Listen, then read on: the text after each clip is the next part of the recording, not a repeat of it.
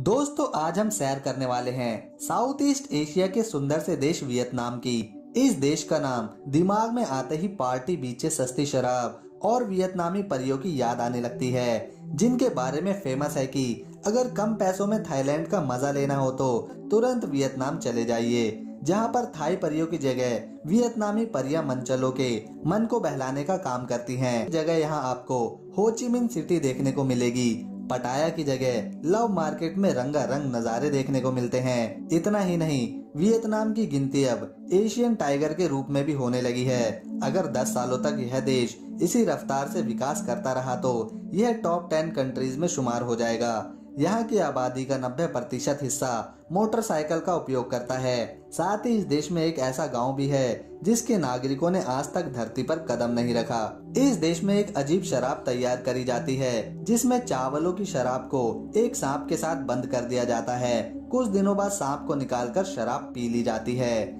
Vietnam में एक बाजार लव मार्केट के नाम से काफी फेमस है, जहाँ पर हर हफ्ते की आखिरी रात को कुंवारे लड़के और लड़कियां इकट्ठे होते हैं, अपना मनपसंद साथी चुनते हैं और खूब मजे उड़ाते हैं। वैसे तो वियतनाम में देह व्यापार गैर कानूनी है, लेकिन इसके बावजूद यहाँ पर 80,000 महिलाएं इस काम को करती हैं। इस देश पर कई देशों ने कई शताब्दियों तक कब्जा किया है। 1000 साल तक फ्रांस, 100 सालों तक चीन और अमेरिका ने यहाँ पर 10 सालों तक शासन किया। वियतनामी युद्ध दुनिया का सबसे महंगा युद्ध माना जाता है, जिसमें तकरीबन 2000 करोड़ रुपए खर्च हुए थे और 30 लाख लोगों की जानें चली गई थी। दोस्तों इतना ही नहीं, हम आपको वियतनाम के बारे में और भी अमेजिंग फैक्ट्स बताएंगे, लेकिन उससे पहले अगर आप हमारे चैनल पर नए हैं तो प्लीज इसे सब्सक्राइब कर बेल आइकन को प्रेस कर लें। दोस्तों वियतनाम का official name socialist Republic of Vietnam है। यहाँ पर 5000 साल पहले से लोगों ने रहना शुरू किया था। जैसे जैसे समय बीता, यहाँ चीनियों का दबदबा बढ़ने लगा और आखिरकार चीन ने इस देश को अपने साम्राज्य में शामिल कर ही लिया। 1000 सालों तक ऐसा ही चलता रहा, लेकिन फिर एक वियतनामी कमांडर ने चीनियों के खिलाफ विद्रोह किया, जिसमें वह कामयाब भी रहा। तो ऐसे शाही परिवार ने एक आजाद बादशाहत कायम करी, जिसका नाम इन्होंने डाई वियत रखा।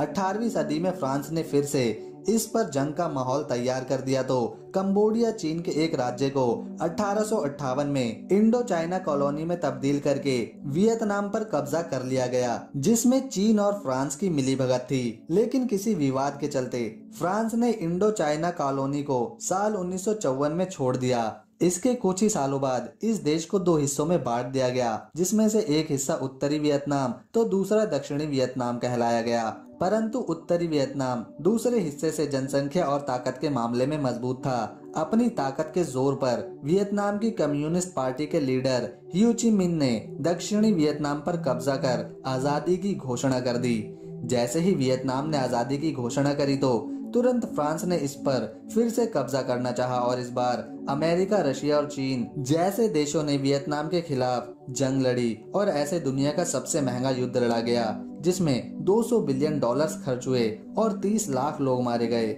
इस पर 1975 में उत्तरी वियतनाम की जीत के साथ ही युद्ध का अंत हुआ। तो इस संसार का सबसे पावरफुल देश अमेरिका को अपने 3 हथियार छोड़कर ही भागना पड़ गया था। इसी के साथ अमेरिका के 58,000 सैनिक भी मारे गए और ऐसे वियतनाम ने 2 जुलाई साल 1976 को आजादी की घोषणा दी। चाइनीज, जापानीज, फ्रांसीसी और अमेरिकी कल्चर से तैयार होने वाले इस राष्ट्र के धर्मों की अगर बात करी जाए तो यहाँ पर 73% लोग फोक धर्म को मानते हैं, 12% में बौद्धिज्म, 8.5% में क्रिश्चियन और बाकी के बचे प्रतिशत में बहुत ही पुराने वियतनामी धर्मों के मानने वाले लोग रहते हैं। यहाँ के लोग कुत्ते और बिल्लियों का मांस खाना बहुत पसंद करते हैं। साथ ही यहाँ के लोग कछुओं को पालना भी शुभ मानते हैं। इन लोगों का मानना है कछुआ पालने से इनकी उम्र बढ़ती है। वियतनाम में एक गांव शिपिंग विलेज के नाम से काफी फेमस है, जो पानी के ऊपर तैर रहा है। इस गांव में रहने वाले बहुत से लोगों ने आज तक कभी जमीन पर पैर नहीं रखा। वियतनाम में कुल 9,70,90,000 लोग रहते हैं, जो दुनिया का 15वां बड़ा देश है आबादी के लिहाज से। इस देश में हर साल लाखों की संख्या में लोग घूमने आते हैं, जिसकी सबसे बड़ी वजह है यहाँ का लाइफस्टाइल और यहाँ पर बना गोल्डन ब्रिज।